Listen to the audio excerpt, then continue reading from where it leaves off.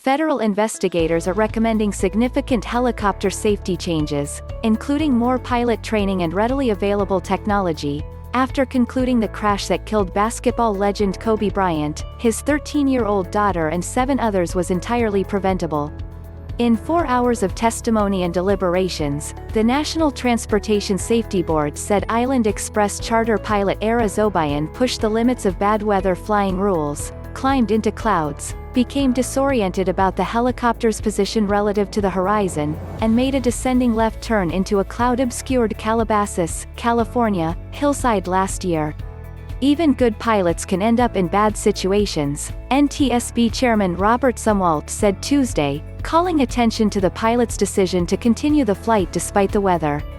He said the helicopter could have landed at a nearby airport, one was about 12 miles away, or even in a parking lot, all the way up to the point where the pilot entered the clouds.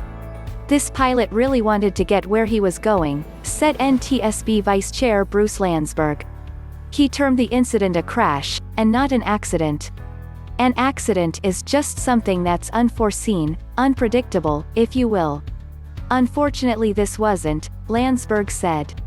The 5-member board unanimously recommended that charter helicopter pilots get more simulator and scenario-based training in the flying phenomenon known as spatial disorientation. It also reiterated a previous recommendation that turbine-powered helicopters such as the Sikorsky S-76B that Zobayan was piloting be equipped with crash-resistant flight data, voice, and image recorders. Investigators underscored that the helicopter was previously fitted with a cockpit voice recorder that could have aided in the investigation, but it was removed. We feel that if certain recommendations have been implemented, the likelihood of a crash goes down, Sumwalt told CNN at a news conference after the meeting. The responsibility then falls to regulators at the Federal Aviation Administration, as well as helicopter charter companies and pilots, to act on the recommendations. Sumwalt said he and his colleagues will continue to push like crazy to get those recommendations implemented. The FAA responded with a statement saying it takes NTSB recommendations very seriously and will respond preliminarily to them within 90 days.